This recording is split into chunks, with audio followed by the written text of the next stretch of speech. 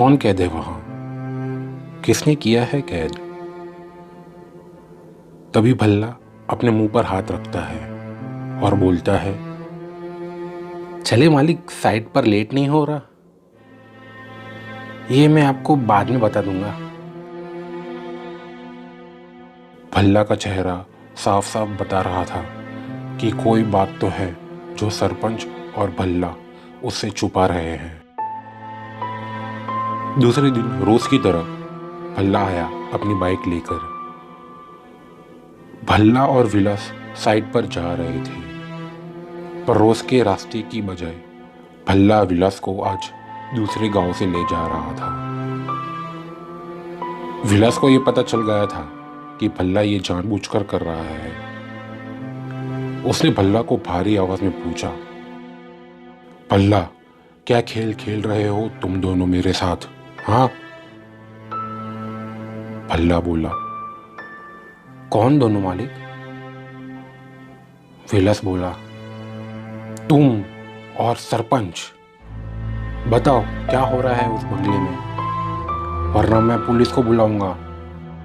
तब भल्ला अपनी बाइक रोकते बोलता है, अरे मालिक, मैंने कुछ नहीं किया।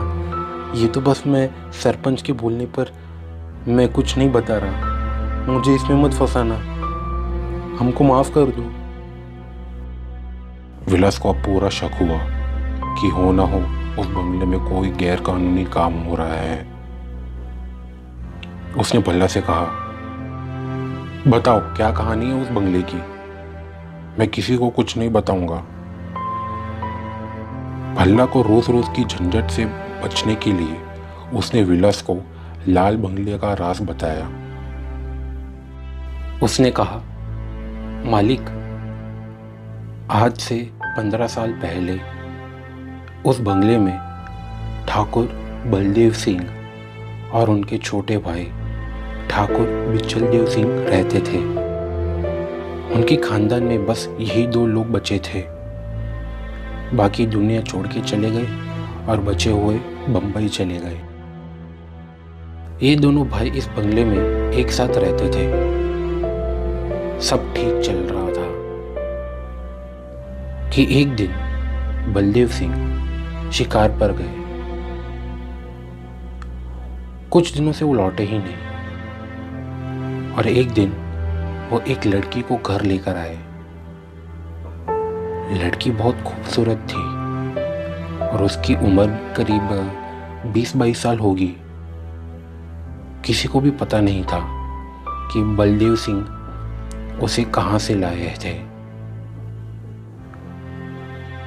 गांव-गांव में अजीब अजीब बातें फैलने लगी और ये बात बिचलदेव के कानों में पड़ी। अपने भाई की बेइज्जती होने पर उन्होंने अपने भाई से सच्चाई पूछी तो उनके भाई ने कहा कि जंगल में शिकार करते वक्त ये लड़की उन्हें मिली थी और दोनों एक दूसरे को पसंद करने लगे। वो लड़की अनाथ थी, इसलिए उन्होंने उसे अपने घर में रहने के लिए कहा। बिचलदेव जी ने उन्हें गांव में होने वाली बातों के बारे में बताया और उस लड़की से शादी करने को कहा ताकि गांव में तरह तरह की बातें ना हो। उन्होंने अपने बड़े भाई की शादी करवाई और फिर से उनके जीवन में रंग भरा। वीरान बंगला अब फिर से दहल उठा। अब तो बस खुशियां ही खुशियां होगी। ये सब गांव वाले भी यही सोच रहे थे, पर उन्हें क्या पता था कि अब से आफत आएगी। सभी खुशी से रह रहे थे। शादी को 1 साल होने आया था और घर में एक वारिस आने वाला था। पूरे गांव को दावत पे बुलाया था आशीर्वाद देने। आखिर वो घड़ी आ गई जहां उन्हें एक वारिस मिल गया। उनके भतीजे का नाम भल्लाल देव रखा गया। अब घर में खुशियां छा गई थी। नामकरण की दूसरी रात बलदेव सिंह जी ने अपने कमरे में फांसी लगा दी। खुशियां अचानक गम में तब्दील हो गई। एक ही वक्त में पूरा नया बना परिवार टूट गया। बिज्जल देव की आंखों से आंसू रुक नहीं रहे थे। पूरा गांव शांत हो गया था, पर बिज्जल देव जी की भाभी माया देवी, उनके चेहरे पर कोई हाव भाव नहीं थे। वो तो बस अपने बच्चे को लेकर अपने कमरे में चली गई। सभी ये दृश्य देखते रहे, पर सभी ने अनदेखा किया और बलदेव जी को श्रद्धांजलि देते हुए उन्हें विदा किया।